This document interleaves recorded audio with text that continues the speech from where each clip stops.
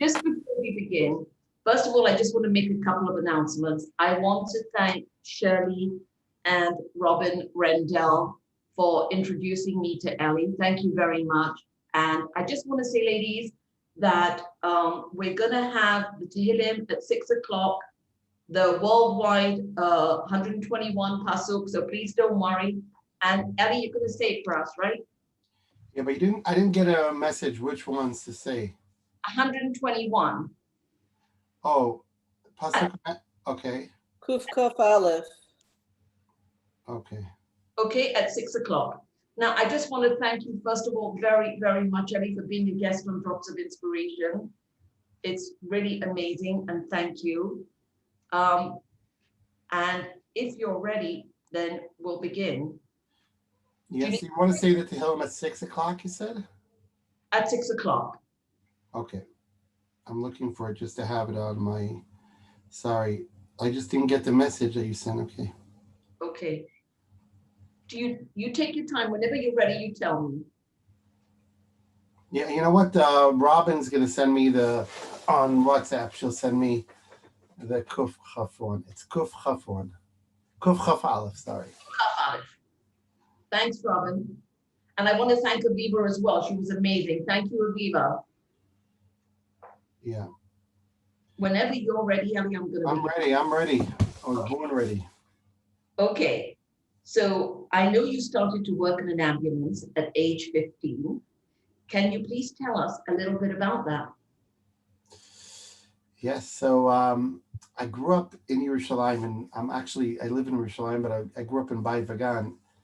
And when I was almost 6 years old, sorry, I was coming back from school on a Friday afternoon, and in front of my eyes, I saw a bus blowing up. It was a number 12 bus on a Friday afternoon at 1:45, a busy Friday in the summer. And it was a terrible event. A lot of people were killed in that bus. It was the first bomb attack that ever happened on a bus. And it was something that I would never forget. And then I grew up into that and remembering all what I saw. And I remember how long it took ambulances to arrive to help people and save people. And actually, taxi drivers were there putting in injured people into the taxis and taking them to the hospital. And then when I grew up, I went to volunteer in an ambulance when I was almost 15. It was a great experience. I learned how to do CPR and everything else. And I was so excited I'm going to go save people. And then what happened was I found myself after a year and a half volunteering, realizing that I never even got to save one person. I helped many people that needed help, but if someone was not breathing or someone had a cardiac arrest or someone was choking or we had a lot of terrible events. Like we had people that needed us and it took us so long to get there because of the traffic and the narrow roads that we have. So average response time of us to arrive in the scene was between 15 to 20 minutes. Wow. So I don't know how many people here could stop breathing for 15 to 20 minutes. I don't think anyone, but I realized after a year and a half that I didn't save anyone. And then we had a call of about a 7-year-old boy who choked while he was eating lunch. He was eating a hot dog, and the mother fed him and gave him food. And then she came back. She saw him on the floor. He was completely blue. She screamed for help, and they called for an ambulance. We were the ambulance that was supposed to come save him. And it took us 21 minutes to arrive. We came from the other side of town. We came from Harat Sofim in Mount Scopus in Yerushalayim. And by the time we got there, we knew already. We were crying. The team was crying. The ambulance driver was crying. We were trying everything we could, and then a doctor runs into the house, and he says, "I'm a doctor. I saw the ambulance parked downstairs. How could I help?" We told him what we were doing, and he joined us, and he was professional. And after about 20, 25 minutes of work, he said, there was nothing we could do. You have to bring a sheet to cover him. Wow. And this kid was only 7 years old, and the doctor lived a block away. And he didn't know this kid is choking and suffocating to death. Only after the ambulance arrived, that's when he realized someone needs help. So And go ahead. that's when I had that, that crazy, I said, it doesn't make sense. The whole system doesn't make sense. Why does someone that needs help right away gets the help in 20 minutes while someone that could get help doesn't even know that someone needs them? And I asked the doctor, if you would have known 20 minutes ago, you would have left your house to help them. Of course. Why didn't you let me know? I said, we don't know how to know who's nearby. So I went over to the ambulance organization I was a volunteer in McGinn Dome, and I said to them, listen, your system doesn't work. It's broken. People are dying while we're all going, we need to fix this. And they said, well, this is how it works everywhere in the world, and this is how it's going to continue working here. We're sorry, we're not going to change anything. I said, listen, I'm willing to help getting a bunch of volunteers responding to calls before ambulances. All I need is information about emergency happening nearby and share it with us and we'll respond to the calls. And he said, no, thank you very much. The meeting is over. So I went ahead and I decided I need to get the information about ambulances responding to calls. So I decided to use Israel's best innovation. You probably heard of it. It's called chutzpah. You know chutzpah? We invented chutzpah. And if they say no to us, we'll find a way how to get the information in any way, like this is how we build Israel. So I said to them, thank you very much. He was the head of the union. I said, well, we'll manage ourselves. And he was laughing. And then I had bar mitzvah money. I was 16 and a half years old. I had some bar mitzvah money left. I went ahead and I bought 2 police scanners. I don't know if you know what police scanners is. I don't have one here, but it's like you buy it on Radio Shack. They don't exist anymore in Radio Shack, but you buy these police walkie-talkies. You can listen in to the emergencies without them knowing. You could buff emergency calls. And a lot of people used to just listen into just to be, they were nosy to know what's going on in the neighborhood. They were listening in. I listened in with my friends to hear anyone needing help. And the first emergency that I heard was a man, he was 70 years old. He was hit by a car and we were parked. The car was hit him like a block away from where I was. I was working by my father's bookshop. And I ran there by foot. I had no medical supplies with me, but I knew what to do. I was a young kid, and I came.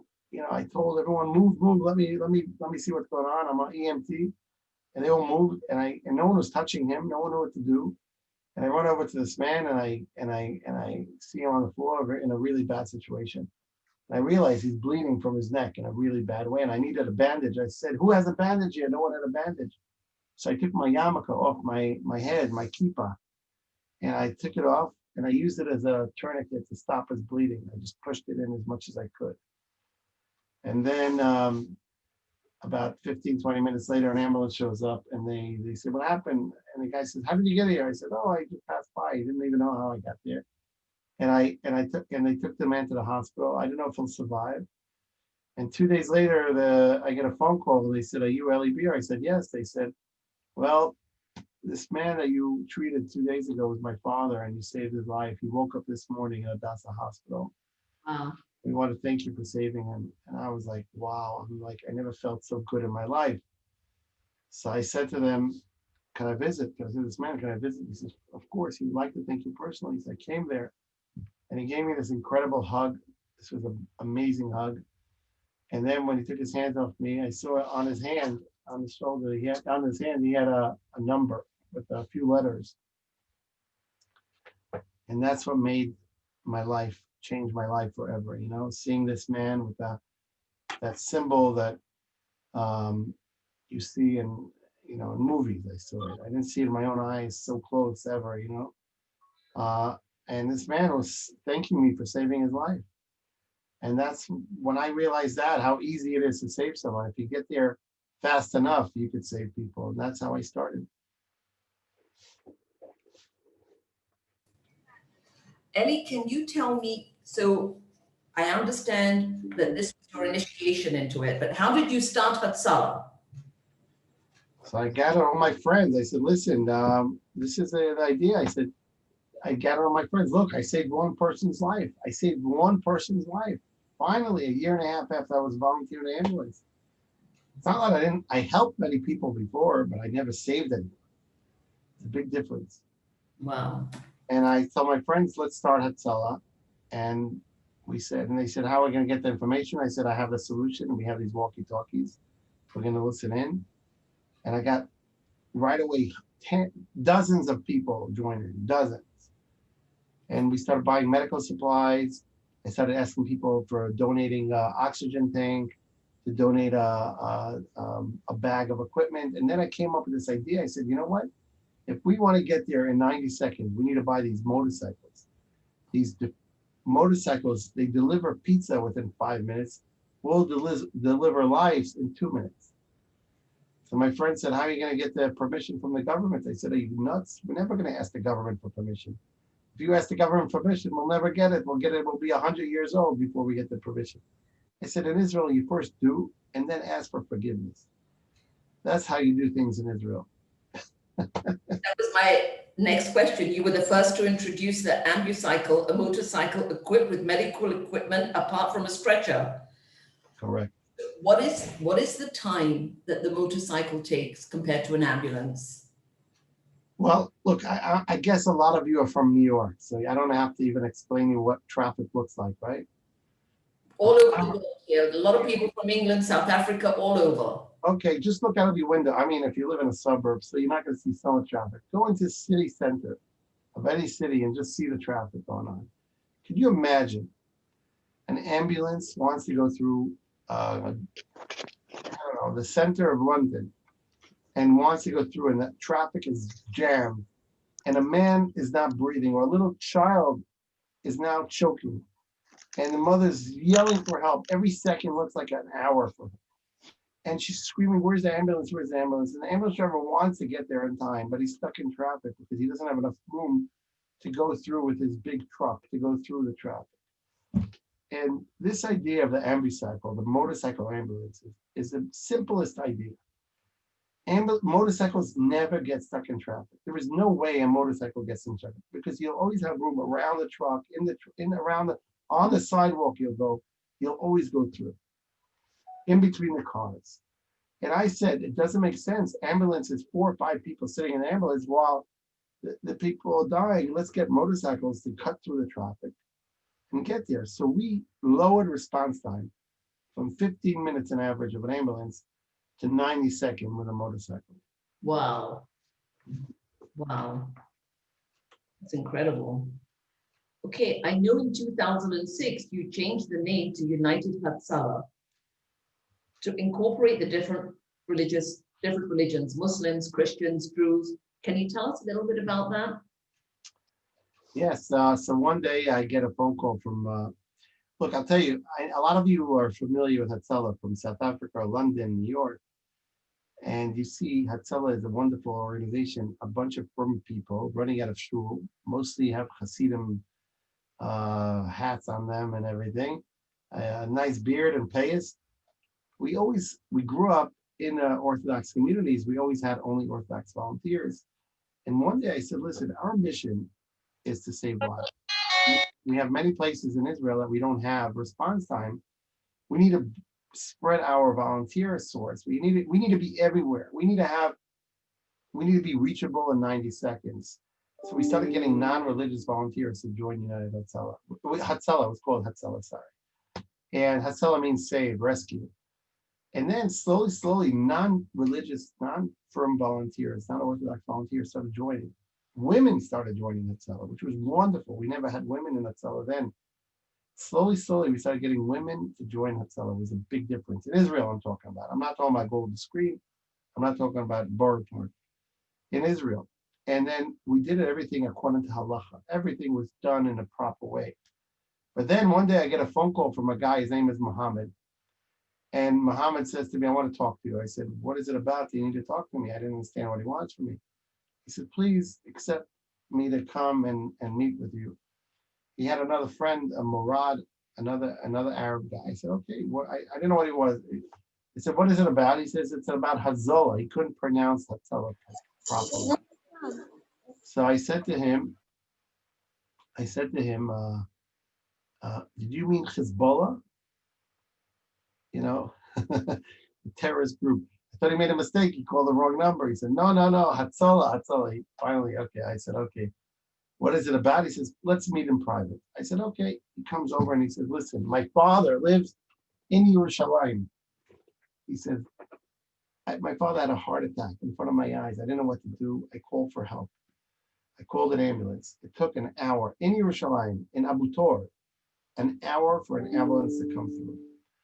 While my father was suffocating to death and I didn't know what to do, I was crying, please, someone should come help him. A nice lady who heard my hour screaming, she was a Jewish woman who lives in Abu Tor. She's a nurse in the hospital. She ran in to help us. She was doing CPR on my father. She was working so hard. She almost needed CPR because she's a little lady, to start doing CPR. It's very, very hard. You need it. Even me, I'm a strong guy. I could do CPR for 2 or 3 minutes. You can't do for so long on your own, It's the chest compressions are very hard. So this Jewish woman was trying her best, but she couldn't save my father, he said. And I promised myself that if I'm able, when I'm able, my father, I wanted my father to survive, but he didn't. And I promised myself that I'm going to go learn to save people's lives. And if someone needs my help, I'm going to go help people. And I heard about Hatzala. I want to be part of Hatzala. I know you only have Jewish people, but I promise you, if I join Hatzala, I'm going to save Jewish people and everyone else. So I heard that. I had shivers. I had chills in my body. I had this, we're Jewish people, all of us. And we always learn the value of life. Value of life is more important than anything. And I said to him, Muhammad and Murad, I said to him, when I started this organization, Hatzala, in Israel, I didn't start it to save Jewish lives. I started to save lives. Any creature of Hashem, I said to him, you're a creature of Hashem. Hashem created you as well. So I save many non-Jews, but if you want to help me save non-Jews as well, I said to him in Arabic, Ahlan wa sahlan, Bruchim habayim, you're welcome, but in one condition. Bring 25 friends of yours. People that have the energy you have from your eyes coming out that want to save lives as well. Get them together, and we're going to start a new course. We're going to help them become EMTs and join in Hatzala. And after they joined, it was the most amazing feeling. I'm telling you, I'm a Jewish guy living in Yerushalayim, went to the army. I lived a real good Jewish life here. I felt so good with myself when I saw Arabs want to join life-saving instead of other things. And then I decided to change it from the name Hatzala to United Hatzala. And that was in the time of the war, in the Lebanon War, which was unbelievable. These Arabs came to help us to save soldiers that were injured in the Second Lebanon War. And they were saving soldiers, and they felt so good with themselves. I said, Baruch Hashem, I was able to do a Kiddush Hashem.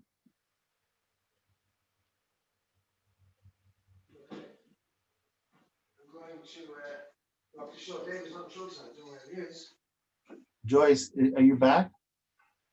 Joyce, you're muted. Okay, I'm sorry. Okay, I know. Okay. I know that you're treating over 300,000 people here for free of charge, regardless of race or religion. How do you support that financially? I'll tell you a secret. We have incredible, incredible supporters around the world who support United Hatzala. And Robin, who's here on the call, who helped arrange this, he's one of our people who helps United Hatzala. People donate these motorcycles.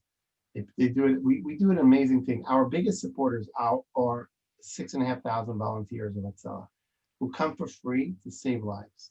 They are our biggest supporters, and many of them also donate money. But others, they donate to United Hatzala. They buy equipment, they buy medicals, like motorcycles, ambulances. Now we have over 1,000 ambucycles in Hatzala, over 1,000 motorcycle ambulances. These are ambucycles. We have 50 ambulances that we give free service. We're the only free service in Israel, 100% free, volunteer, and we treat about 540,000 calls a year. So all this is done by volunteers and supporters all around the world. Wow. like I said, I know your organization is largely volunteer-based. Where do you get the volunteers from? I'll tell you the funniest thing. Purim is coming up soon. Every year we have last year we had, not last year, the year before, we had 20,000 children dress up as United Hatzala volunteers with the costumes. They buy these in the stores.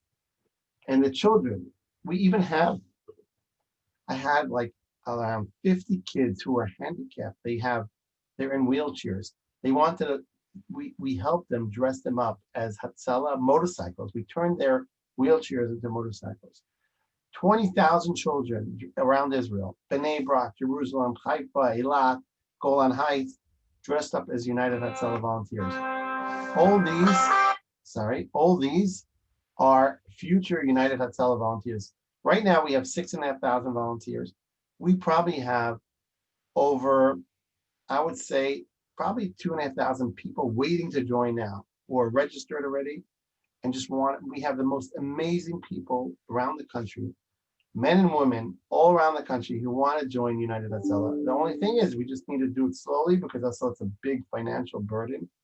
We in the end of the day, we have to train them. It takes a half a year to train them. So we don't have a shortage of good people who want to be volunteers. That's incredible. Wow. Can I share one story of a volunteer?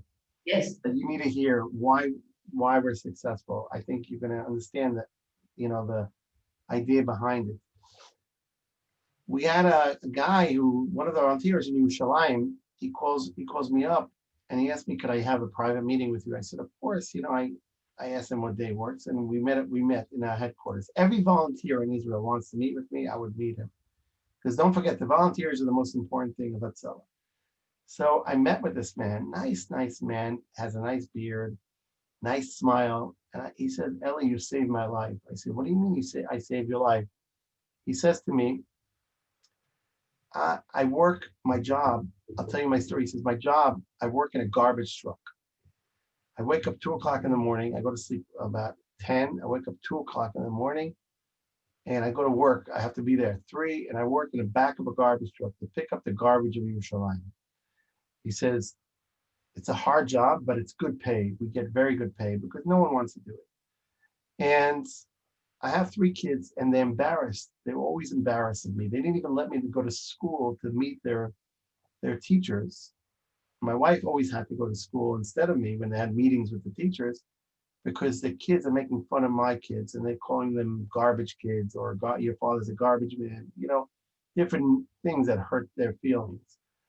And he said to me, I was always just a regular garbage man guy. I would go to shul. Everyone knew this guy works in the garbage. He's not a big machzer, he's just a simple guy. But one day I was in the back of the garbage truck about 7:30 in the morning. I saw kids crossing the street and a bus came and hit one of the kids and he died on the spot. I didn't know what to do. I was just standing there shocked. I couldn't even go to work for a few days.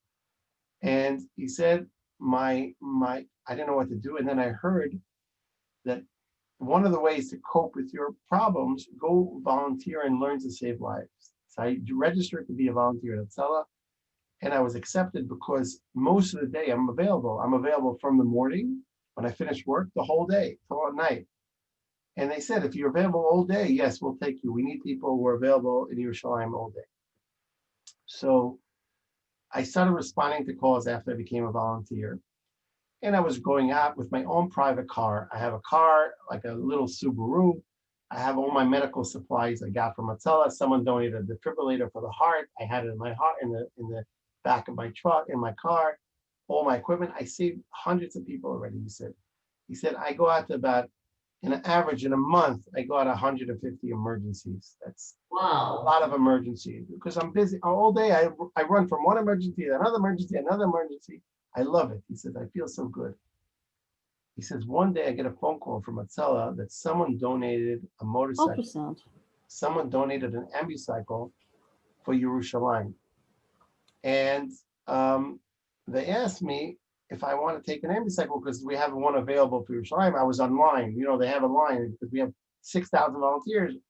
Not everyone can get one. So we always see who's the most active and everything. They call them up. He says, okay, I came to pick up the ambucycle. He said, I got to the Hatzala headquarters in the entrance to Yerushalayim. I meet the guys and they said to me, here's a helmet. They give me a brand new helmet and all the equipment, and they do a ceremony with the donors. I'm so happy. I'm so excited. I take the motorcycle. I'm driving home. I get home. My kids see the ambicycle. They're all excited and jumping on that motorcycle. They said, Daddy, can we take pictures on it? They said, of course. And then my son, my oldest son said, Daddy, do you mind coming to school tomorrow to show the kids in the school? I want to show them that you have that Hatzala ambicycle. So he said, of course. So my other kid said, also, we also want you to come. They learn in the same school, but they wanted to show the class. So he says, I came to the next day to school. The principal let me come in with the motorcycle in the school. And I put on the siren for them, and I showed them all the medical supplies in the back. And the whole school were there. And I put on the siren. They were all excited, and kids were taking pictures. All of a sudden, my kids come to me, and they said, Daddy, we're so proud to be your son. You are a Hatzala man. Wow. He says to me, I never in my life felt so good. He says, I'm such a simple guy. I cry when I say this because if you ask me, yes, we save people, we help people, we come to people and we change their lives. We save their lives, but we change our own lives. This man's life was changed. He told me, Eli, I will never stop volunteering for the rest of my life. I am a Hatzala man.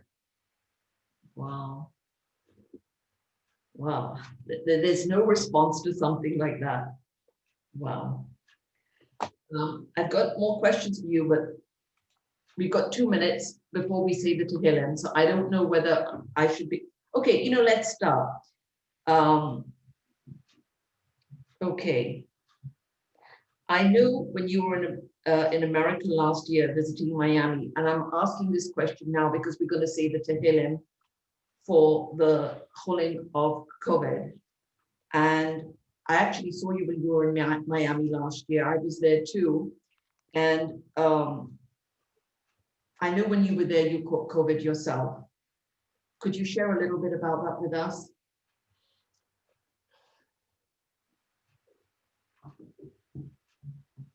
If you're comfortable doing so.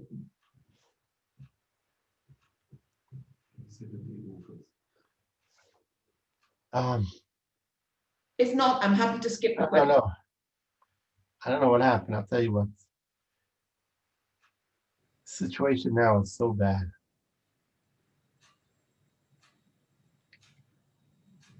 I'll talk about my own problems. It's nothing compared to what happened to so many people since then.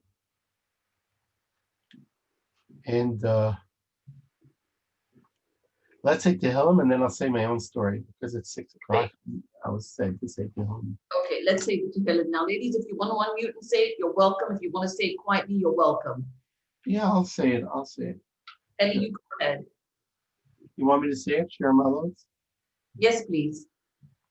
Shir Malot is Sinai el Arim me'an yavo ezli. Ezli me'im Adonai ose shamayim va'aretz. Al yiten lamot legerecha v'al yanum shomrecha. Hinei lo yanum v'lo yishan shomer Yisrael. Adonai shomrecha. Adonai tzmecha al yad yeminecha. Yomam hashemesh lo yakeka v'yareach b'layla. Adonai yishmocha mikol ra. Yishmor et nafshecha.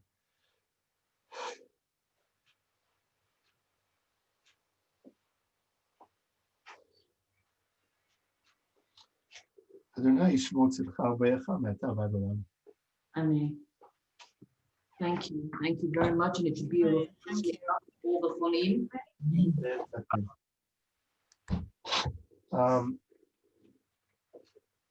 I'll tell you something. When I was in Miami, the reason I got emotional is because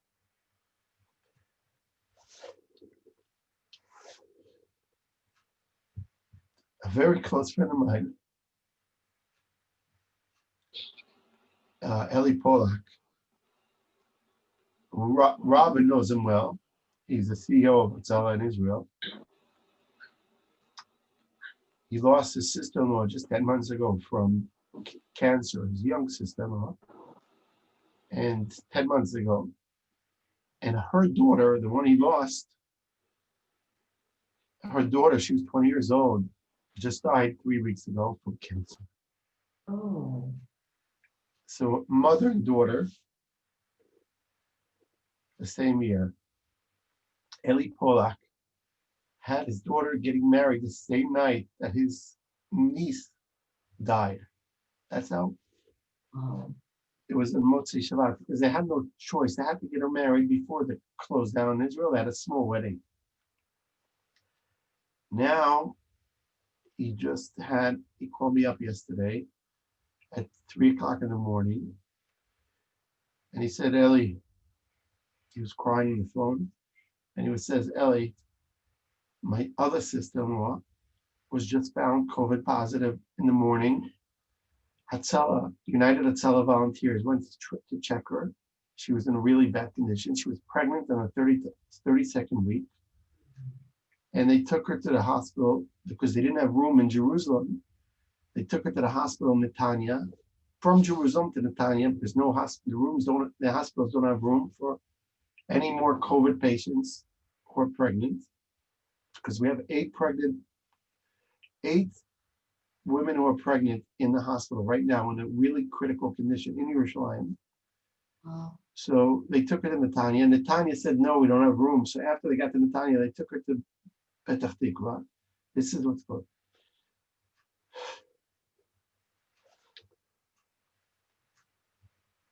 And they had to do a C-section, and the baby's on a ventilator now in a really critical condition, and the mother's in a critical condition on a ventilator. So this is a second sister-in-law who's in a really difficult situation. So when I was talking about my own problems, and this is what's going on everywhere around the world, and we have to daven every day because that's the only thing that can help right now. But when I got sick, I was in Miami. I got sick in Miami. I was there in March. This is in the beginning. I was actually in London right before. A few days before, I was in APAC with 17,000 good Jews. And I was busy running around. I travel 200 days a year. I'm traveling. Actually, I'm traveling so much. My kids call me a mind. I'm always up in the sky.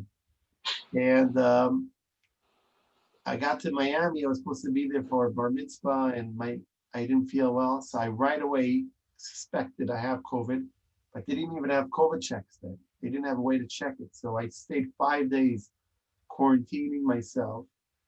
And then 5 days later, I couldn't breathe anymore. So I went to the hospital in Miami, and I found myself in ICU right away. I was one of the first ICU patients in Florida. And after they got the test, it took a long time till they got the test. They told me I'm COVID positive, which wasn't shocking for me because I knew, but I didn't think I'm going to be in a danger because I'm a healthy guy. I never had any problem. I was 46 years old then. And then the doctors tell me, Eli, we have to induce you into coma because we have no choice. Your lungs are not.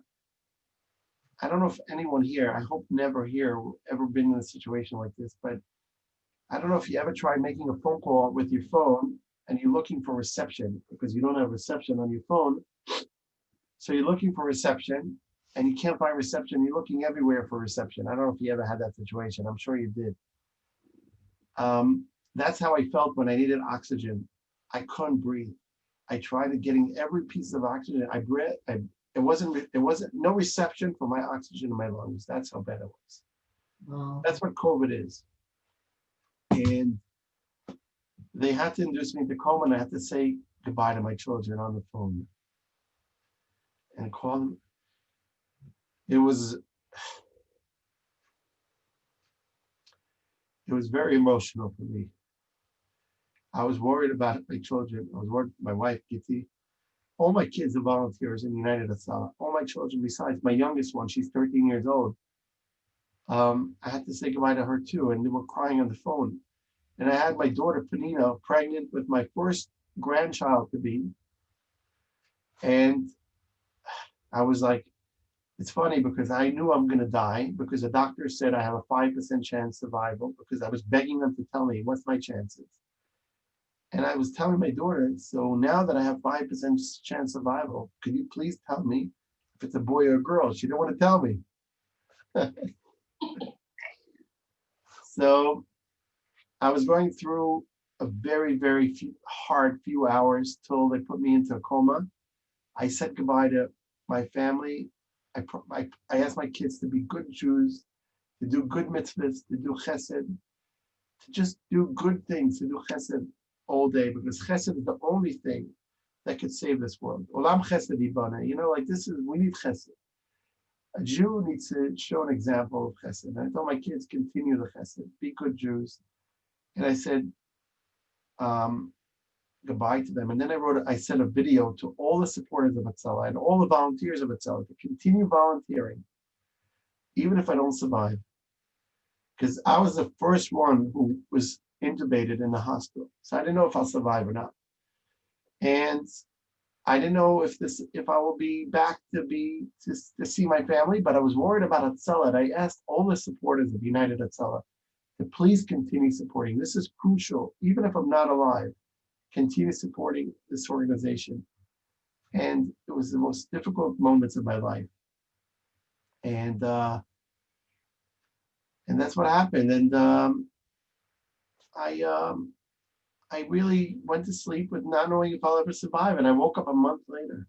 1 month later, they woke me up. I had a miracle. It was nothing else besides a miracle, a nest. All the davening, people were davening for me all around the world. And people did chesed for me. I told people, just do chesed and daven. And that's how I woke up and survived.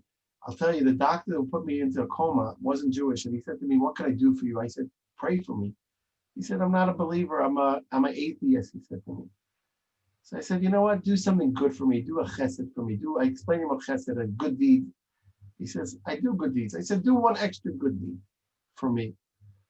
So when I woke up, he came to visit me and he said, I can't believe you survived this. I started believing in God. You're not going to believe it. I started praying every day for you. And when you woke up, now I know God's existing. Wow. And that's how bad my situation was. And I'll just share, I was in such a bad situation. I don't know if you had this question in mind, but I'll just tell you that I couldn't get back to myself. And I needed something to get me back. And people were trying to cheer me up. And it was very hard. And what happened was I got a phone call from Israel. And they said to me, Eli Hatzala, Eli Polak, the guy I was talking about before, he called me up and he said, Eli, you should just know, Hatzala took upon itself another project. I said, another project? You don't have enough on your head? He said, no, we wanted to do something special for you. You told everyone to do chesed, so we decided a lot of elderly people could not leave their homes. They were in lockdown for weeks before Pesach, from little before Purim till after.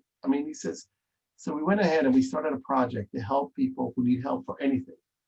You need shopping, you need someone to come give you oxygen, medicine, or anything. And we started this project together with a few other organizations. And we got 20,000 volunteers in Israel to help out. Wow. And he said, we went out to 65,000 help emergencies. So I said to him, could you tell me one emergency that will give me the motivation? Hearing a number is nice, but what happened? Give me a story. And this is what changed my life, that moment, because every day my life changes to better, get becoming better. And Eli told me that you should just know, a lady called 5 minutes before Pesach. She says, I'm 90 years old. I live in Bat Yam. And she says, I need someone to come give me candles. I don't have candles to light for Pesach. I didn't go shopping for a few weeks. And I need candles. They said, what about matzah, food? She says, I don't need anything. I have matzah. Just send me candles. Fast. So they sent out the call to Hatzala volunteers who could go in Bat Yam to give this woman candles, 90-year-old lady. Eli Polak tells me, you should just know, right away, this call was grabbed by someone, said, I'm taking it. His name was Ibrahim Ayuti. And he says, I want to go ahead and take this call. Ibrahim Ayuti went on a motorcycle of Hatzala, an ambucycle. This ambucycle, later on, I found out was donated by someone, a woman who her husband passed away, and passed away the day of Pesach, by the way. The Erev Pesach passed away, that person. It was a yahrzeit of his. I found out that later, but this ambucycle was by Ibrahim, and Ibrahim went to the Makolet in Yafo. That was the only Makolet he could find open because the Jewish Makolets were closed. And he bought candles and he bought a bouquet of flowers and he drove to this woman with his own money. He drove to this woman's house, building.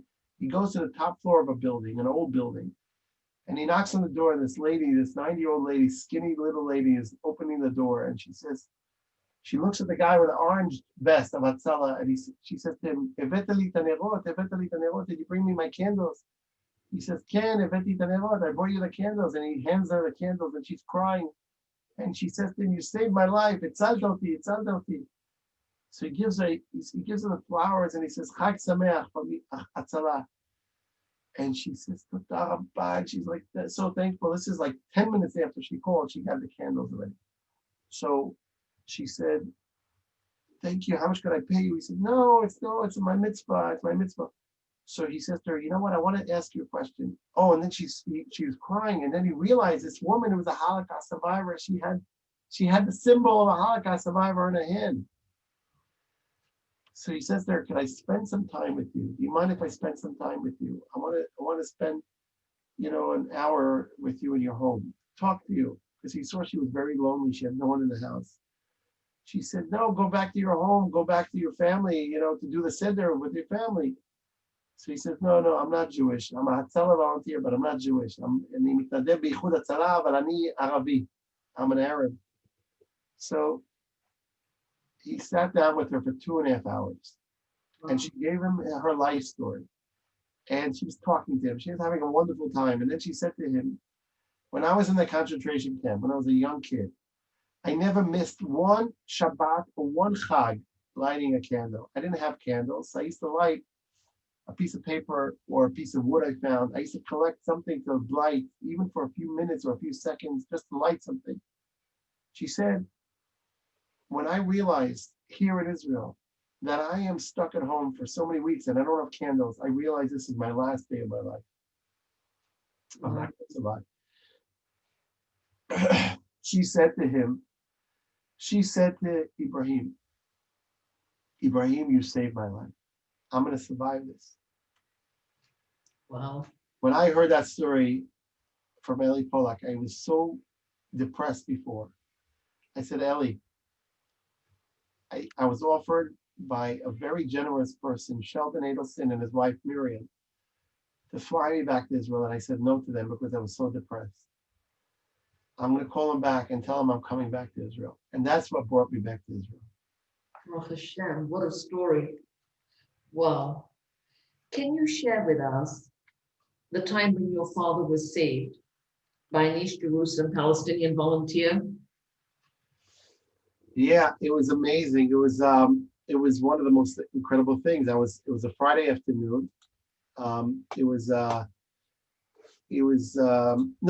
Shabbos afternoon, a Saturday afternoon, and we were eating lunch, my family and I. My father and mother lived 2 blocks away from me, and we get a knock on the door and during lunch, and what happened was this man comes over and he says, "I'm a neighbor of your father and he's not feeling well. He needs your help." So I knew if my father calls me for help, my father was a very strong man. If he calls me for help, it's probably serious.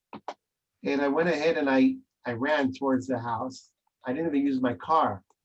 It's not like I have a problem using a car in Shabbos, but I told my wife, "I'm just going to run there. It's going to be faster." And my wife ran to the car and she got the medical supplies. And my wife's a Hatzala volunteer too. And she came and my father was talking to me, he was saying, "I'm not feeling well." I said, "Dad, I know what you're having." I knew right away my father's having a heart attack. I just looked at him, at his color. I have so much experience, unfortunately, with that. I said, "I'm getting you to the hospital, I'm calling an ambulance." He says, "No, it's Shabbos. I'll wait till after Shabbos." I said, "Abba, you're not waiting till after Shabbos. You're going to the hospital now." And right away, as I'm talking to my father, he collapsed and he lost conscious, he lost breathing, and he lost his pulse. I mean, he had a cardiac arrest. Wow. This is called dead. I started crying like a baby. I love my father a lot. And my wife runs into the house with the medical supplies. She sees me and she right away, we have an app, an Hatzala we could press, and the closest 5 volunteers automatically get the alert. Very technology advanced, I'd say. So within a minute, we had the first volunteer was a Rabbi Yaakov Rosenberg. He lives across the street. He was in the middle of eating lunch with his family. He runs across the street and says, Eli, I couldn't do anything. I was like, I was like a bad dream. You can't move yourself, you know? And he started doing CPR with my wife. And then all of a sudden, this Arab volunteer who lives in East Jerusalem, but he was passing by our neighborhood. He works for the phone company or for one of the companies, the big companies. And he passed by and he had a defibrillator and he started doing CPR and he had a defibrillator. And within a few seconds after we started, we shocked my father the first time, within a few shots, I think third shock, 9 minutes after we started CPR, my father, he got his heart back, and right away his breathing back. And my father, a few seconds later, started fighting he didn't want us to resuscitate him anymore. And he came back to life. And I realized then that day that I decided to join Arab volunteers in Hatzala was a brave thing. People were scared. I was scared. And I realized what a great thing it was. What a kiddush Hashem, but also saved my own father. Baruch Hashem, what a story. Baruch Hashem. What would you say was the most challenging experience in your years of Hatzala? The most challenging years were the fact that we were a volunteer organization, and they had an organization that was here 75 years before us or 80 years before us, in a very strong union, very powerful. And they didn't want us to operate. Magen David Adom were a great organization. I was a volunteer there as we started, but they were not happy with another organization coming into their turf. And I explained to them, you know, we are here to help you. We're not here to take away your patients and take away patients, you know, because they charge for service. So they're afraid that if people don't need them anymore, they're not going to get the money for their transports. That was the hardest time to get them to understand that we're here as allies. It wasn't easy. And also breaking the bureaucracy in Israel. Israel is an incredible country. Everyone's an entrepreneur. But to get the government to agree that finally an organization that wasn't created by the government could do a better job was very hard. When I got the presidential award on behalf of United Hatzala, it wasn't because of me, it was the United Hatzala volunteers. The president, Hold on. Hi, Mira. When I got that award, and the president, Shimon Peres, told me, you know what? You were the guys that came from the grassroots of Israel. You came from the grassroots of Israel. You taught the country, the government, the health ministry, the big ambulance organizations, how you're supposed to save lives. Wow. You could be the most advanced ambulance in the world with the best doctors in the world. But if you don't get there in 90 seconds, it's too late. Does the government support you today in any way? Of course, we have a very good relationship with the government. We actually had some government Knesset officials today, members of the Knesset today visiting. We have a very good relationship with the Prime Minister and the Health Minister and everyone. People love what United Hatzala does first of all, because of the life saving. We treated almost 5 million people since we started. Oh, wow. We treat about 2,000 people a day now. We save about at least 150 people a day. Save. I'm talking about terrible heart attacks, strokes, car accidents, choking, drowning, everything in between. We're there. Terror attacks, we're there. And we're there because we have a spread out of volunteers everywhere. If you know how Uber works, Uber today copied our model and they're making a lot of money from it, transporting people. Uber is the same idea if you think about it. It's regular people who have their own cars. or taking you to the airport if you need it next door. They might be your neighbor. They might passing by in your street. That's the idea of United Hatzala. Someone nearby who doesn't know you will come save your life. And they don't ask anything in return. We never ask anyone in return for anything, not even a thank you. We come, we treat people, and we're there to go back home. Eli, I know in 2015, you took a model of United Hatzala to other countries like South America. Can you tell us a little bit about that? Yeah, we got a lot of requests, and we still do from around the world, countries who want to learn from United Hatzala's model. So by the way, I recommend you should all look into our website. We have an incredible website, israelrescue.org. We don't call it United Hatzala because many people don't know how to spell Hatzala. And a lot of people, by the way, got into, I had a lady once who donated $18,000 to Hatzala, and she wrote Friends of United Hezbollah. And we realize that people don't know what Hatzala is. If they don't live our life in from communities, so they don't know what that word means. So we call it israelrescue.org. And we have people from around the world. We see traffic to our website from Iran.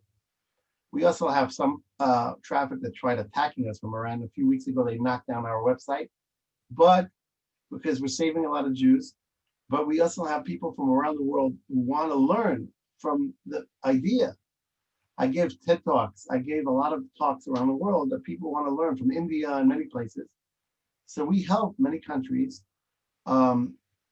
to copy the model. It's a simple model. You need to train people. You need to get the access to the emergency calls, get them some medical supplies, get them some motorcycles, get them started. And it's easy to do it. I mean, every Jewish community in the world has it. So now we have it in many countries that are not Jewish, and we're helping them just start it by giving them the knowledge. That's incredible. Eli, before I open it up to questions and answers, I'm going to ask you the last question. Where do you see Hatzala going from here? I want to make sure that in every city in Israel, and we have a growth, we're going towards having more cities growing. I mean, Israel has no room for new couples to live in, like in Yerushalayim, Tel Aviv, so they have to move out. So more and more cities. I want to make sure in the next 5 years that we have a 90-second response everywhere in Israel. I want to train at least another 3,000 or 4,000 volunteers to make sure that we have enough volunteers, have enough medical supplies. I want to make sure that chas v'shalom, if a mother is holding her baby and she needs help, and if a child sees his mother, it doesn't matter, or a father or grandmother, it doesn't matter. I want 90-second response for every emergency. That's my goal. And the next thing I want to make sure that we bring more and more paramedics, which is we are EMT level, which is a very good level, knowing everything but a little. I want to make sure we hire our standards. So I want to build, my dream is to build a national, international training center for paramedics. Paramedics are like mini doctors who could do almost everything a doctor could do. It's a 2-year training. And I want to have a simulation center. So I want to build an international training center in Yerushalayim. So people from all around the country can come train there, but also people from around the world. Hatzala volunteers from around the world. And also non-Jewish people want to come to Israel to learn how easy it is to save lives to come to Israel. Wow. What a kiddush Hashem. I'm going to open it up now. Ladies, if you want to ask any questions, I've got some up. How do we call Hatzala? Oh, how do we call Hatzala? So in every country is different because we have people from around the world. You should check it out in New York. I mean, New York, you have Melbourne, you have Sydney, you have London. Hatzala in Israel, our number is 1221. And we get there 1221 with no star. So if you know anyone living in Israel, send them that message, 1221, no star, and just dial. And if that has to be an Israeli SIM, right? Israeli phone number. You can't call from American phone or an English phone. If you call from an English phone, we have a number. It's 02-538-3838. 538-3838. That's if you have an international phone. So it's 972-538-3838. But in New York, they have a number. In Melbourne, you should just look it up. Everyone knows in their community what they have, the number. Ellie's How not, old was your father when that occurred to your father, that he had cardiac arrest? My father was 73 then. Ad Me'ah V'Esrim. Thank you. My father lived for a few more years, but unfortunately didn't make it. But his neshama is up there looking at us and have nachas, so thank you so much. Yiddish Nachas with good health. Amen. My I mother is still daven for 92. you every day, Ellie. Thank you so much. Thank you, Miriam. I davened every single day. Thank you. Ellie, someone has put a message in the chat.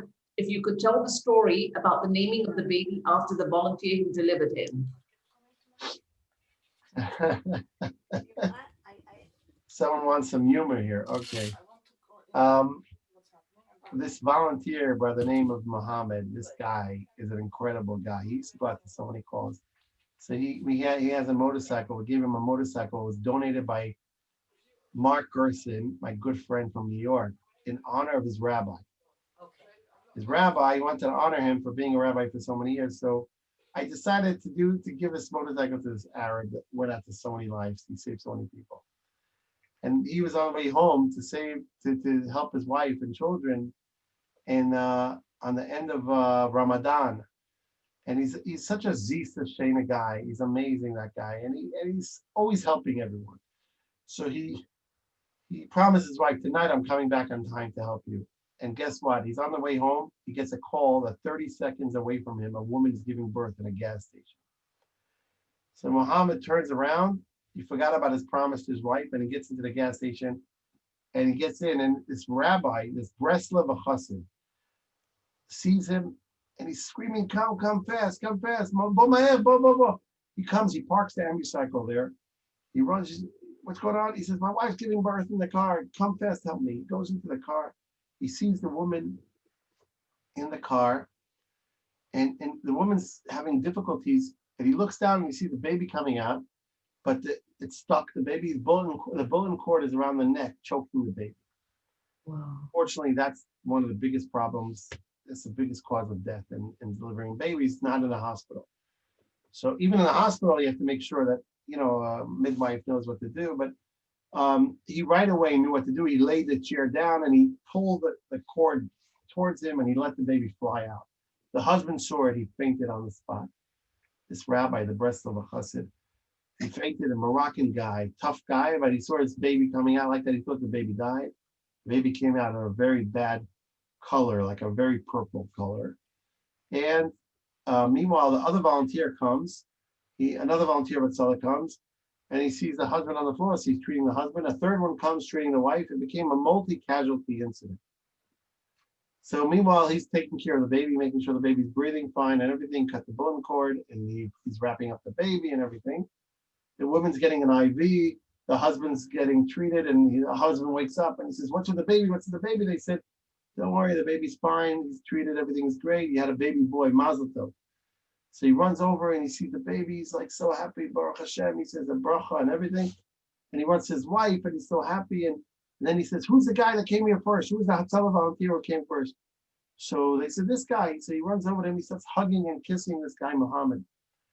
So he says, and Muhammad's kissing him back, and they're all happy. Israelis love kissing. We're not like English people. I'm sorry. We love kissing. So, guess what? The husband says, "You know what? I just realized you saved my son. If it wasn't for you, he wouldn't have survived. I want you to come to the bris. I want you to be the sandik in the bris." So now Muhammad realized this guy doesn't know his name even. He doesn't know who he is. He's offering to be the sandik. He's wearing the helmet. He's still wearing the helmet. So he doesn't even know. The guy doesn't even have a yarmulke. So you're giving him a sandik. So Muhammad said, "Listen, the truth is, we in Hatzala, United Hatzala, we don't accept anything as a gratitude. No gifts, no tips, no pay. We come as volunteers and we leave as volunteers. I mean, going to be a sandik and a bris is a very big gift. I don't accept it." So he said, "No, I'm insisting you'll be the sandik." So he said, "You know what? I have a good idea. Because I'm late back home, I promised my wife to be home on time. Send my wife a little bouquet of flowers. A little bouquet of flowers is enough for me. A little bouquet of flowers, that's good enough. No sandik, no nothing." He says, "You see, the husband," he says, "I see you're a humble man. I see you're a good man. I want my son to be like you. Not only that I want you to be the Sandik, I want to name my son after you. What's your name? So now Muhammad knows this guy for sure doesn't know who he is. He says, oh boy, what do I do now? What do I do? He says, you know what? Just a bouquet of flowers is enough. I promise you. I don't want my name. I don't want anything. He says, no, I insist. This guy's a Moroccan tough guy. He says, you're coming to the bris. And even if you're not coming to the bris, I'm naming my son. What's your name? He says, you sure a bouquet of flowers is not good? He says, no, what's your name? So he says, my name is Mohammed. I'm an Arab volunteer of Ikhud Hatzala, United Hatzala. He says, they have Arab volunteers? He says, yes, they have Arab volunteers. I'm an Arab volunteer. He says, what is your address? I want to send you a huge bouquet of flowers. That's a great story. Okay, I'm going to open it up to anybody else if they'd like to ask a question. Now's your chance. Ladies, feel free to unmute yourselves. I just wanted to say, Joyce, can I say something? Yeah, sure, go ahead. Until last year, I didn't know your name, Eli Beer. And then it went all over the internet and the WhatsApps and everything. Eli Beer, say to Hillen for him, say to Hillen for him. And who is he? Well, he's the head of United Hatzala, until we realized who you were. But one of the things I think that you've taught us is that at the young age of 15, 16, and 17, when you were thinking about ideas, you didn't stop at the thought. You actually did something about it. And that's something that we can all learn from. Lo hamedrash ha'ikar ela hamasa. Think as much as you want, talk as much as you want, but if you don't do something about it, then nothing is going to get done. And therefore, we all have you to thank for the creation of this Hatzala here in Eretz Yisrael and all over the world. My son-in-law is head of Hatzala in Gateshead. I know he devotes himself 24 hours to this job, and I know how difficult it can be for the person himself, for his family, and for that's what happens. But the nicest people are volunteers for Hatzala. I second that totally. And when my daughter-in-law had a baby at home, and Hatzala came, Don is and I asked her, how Hatzala was in it? How was it? All these men surrounded you. She said it was so professional. She forgot that they were men. She said there was nothing, no embarrassment, nothing. I just So, want to tell you, I appreciate what you so say. much. And I just want to add one thing. I didn't say this because we have a group of incredible women around the world that are listening in, and I'm honored to be by you. My wife, Gitti, she's incredible. And she used to see me leave Shabbos dinner and run out to save people and come back after an hour, sometimes after the meal was over. And she got jealous. She was very jealous, not because I left her with the dishes. She was jealous because I used to come back with the biggest smile and I help people. So my wife decided 8 years ago, she decided to join Hatzala. She went through a course. And then she said to me, Ellie, it was very hard for firm women to join Hatzala because, they didn't accept it in Eretz Yisrael. In Chutz La'aretz, they don't accept it at all. In Israel, we went to the Rabbanim, we went to the biggest and they gave us permission to do this. And it was very hard to get the permission. We had to do it in an amazing way. We actually were revolutionary. Yeah. And that's how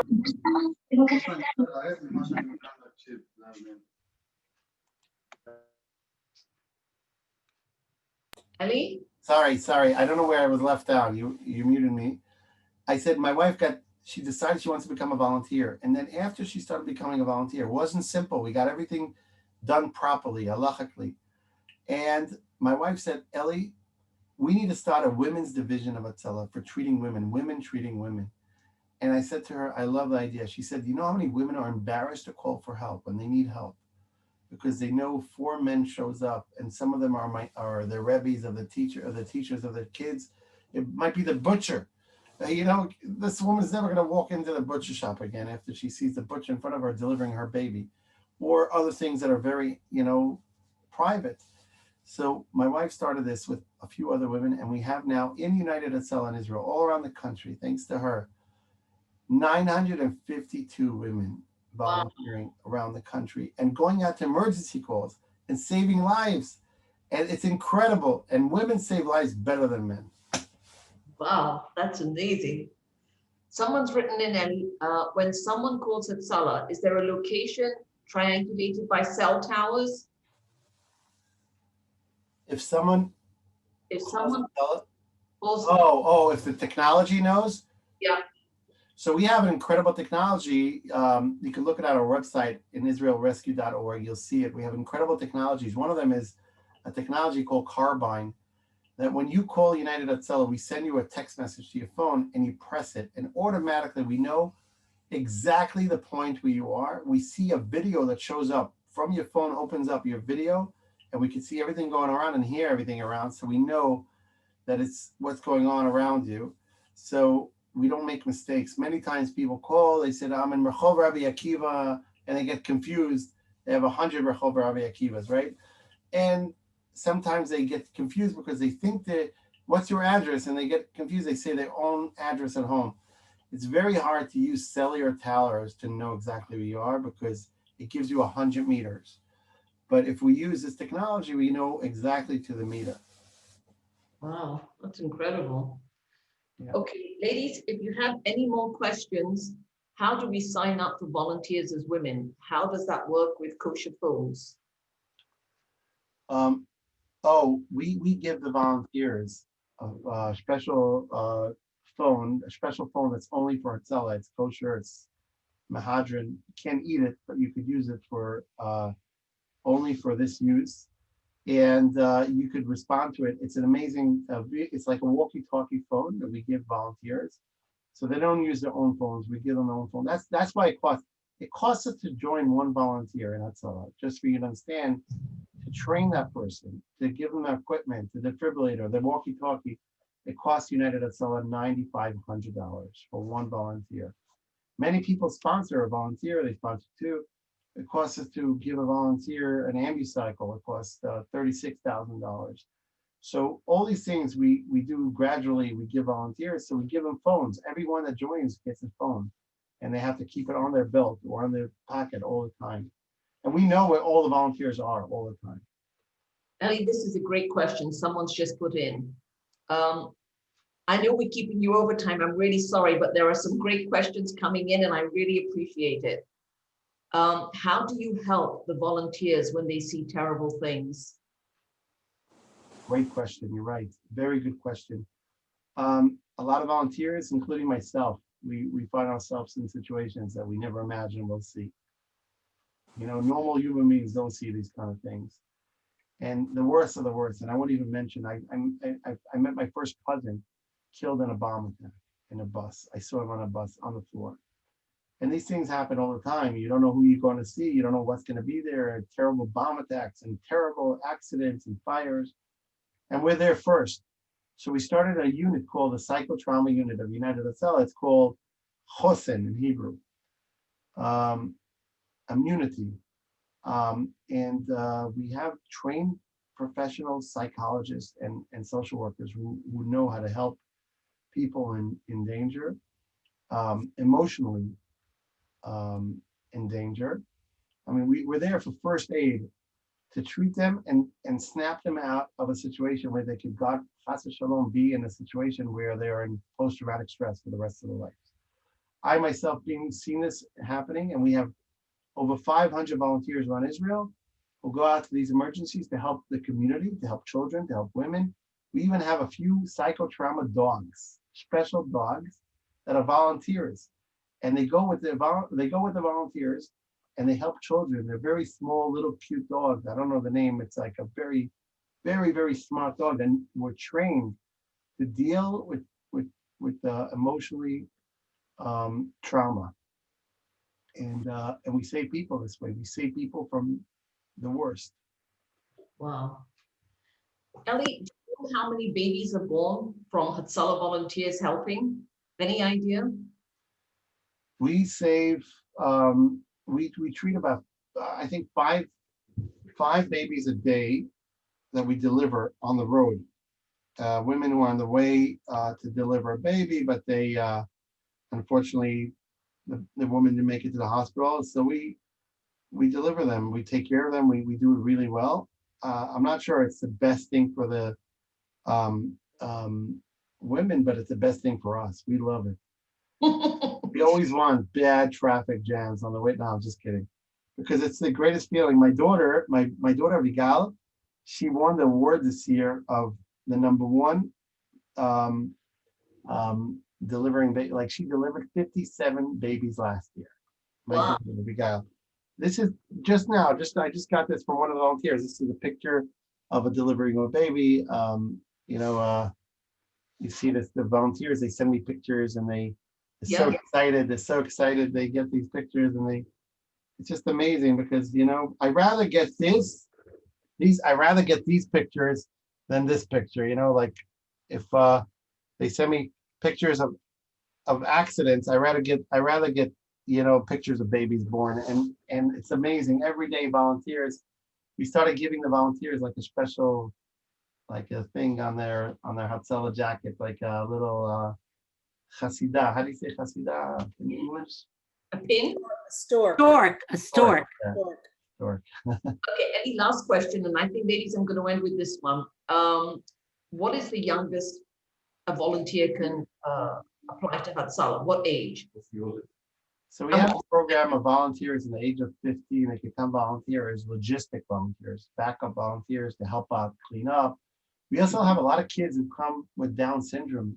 These are amazing kids with Down syndrome. We have about 50 kids who volunteer and they have Down syndrome. They come once or twice a week, and they work in the logistics center next to Beit Shemesh. They fill up the bags, they fill up the things. They love it. They're the ones who are the most important because we need to have equipment properly in our bags.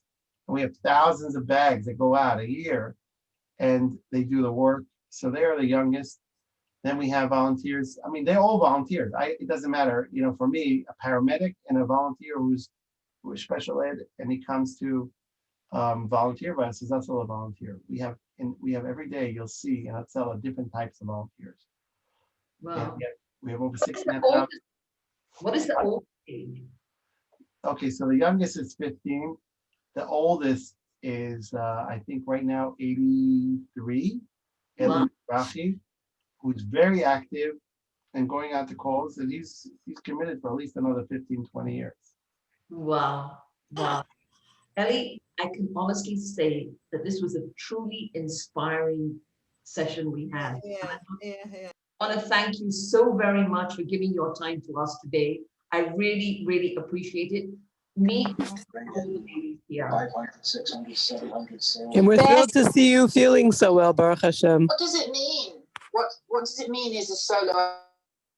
I just want to say that two things I want to say to end this session. It was beautiful. I really enjoyed it. I never got so emotional on a Zoom call. I don't know why, because I look at all of you as, it's a group. I never had such an amazing group. I asked Robin, she'll tell you. You could ask Robin at israelrescue.org, ROBIN at israelrescue.org. She could ask her a lot of questions if you need.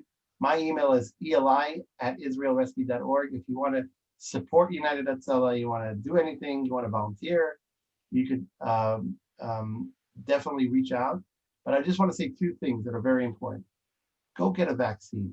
I'll tell you a secret. I was sick and nearly died, and I got all my kids vaccine. My wife, my mother, she was hesitant, my mother. She said, I heard you can't have children if you get a vaccine. I told my mother, I don't want you to have any more children. I'm 92 years old. All these rumors that you're going to grow a tail, you're going to grow a horn. All these things are rumors. I went today with my children to get the second vaccine, and I got my first vaccine.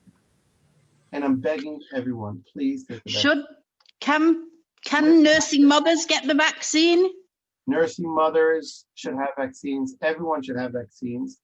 Pregnant women should have vaccines too. And I'm telling you, it's a big. And the second thing is support United Hatzala and support all the good causes. Eli, there's a rumor going around that people that are allergic to penicillin cannot take the vaccine, and people are stopping the vaccine because of it. And I say it's not true because I'm allergic to penicillin and I had it. I took the vaccine. So please put it out that you're allowed to take the vaccine. You would, by the way, we're going to have a session in a couple of weeks by a doctor in New York. Robin can advertise it by a doctor in New York. The top doctor in New York is going to talk about all these rumors about where did it come from? Who made up all these rumors? It's like the most ridiculous rumors. My daughter even asked me, Dad, is that true that you can't have children if you take the vaccine? It's the biggest nonsense. Like we say Bubba mice, but you know Bubba mice is a good thing. I just, With the Bubba. I just want My son is head of, my son is in Passaic Hatzala. My mechutin is head of Hatzala in Northwest London and Golders Green Hendon. Wow. ladies, I just want to tell you that Rabbi Kiva Taz is giving a class tonight on, I'll tell it to you if I have it on my phone. He's giving a class tonight on the vaccine. So if you're interested, I will post it on Drop's WhatsApp. Please post it. By the way, the OU just came out with a kosher stamp for the vaccine. All the ones who are worried. Kosher stamp. Ladies, I just want to announce that next I week, mean, technically, you don't need it. You don't need that. You don't need to have the vaccine. I think he's calling it virus vaccines and conspiracies. Thank you so much for having me today. And I'm wishing you all to be healthy, your families to be healthy, and see you in Heritage Trail. Amen. And you and your family, Ellie.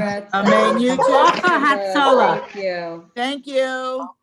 ladies, I would just speak, Mitzvah Shem, we have Rebbetzin Slovi Jungreis, the daughter of the late Rebbetzin Jungreis. So look forward to seeing you, Slovi Jungreis Wolf, as she is today. So look forward to seeing you next week.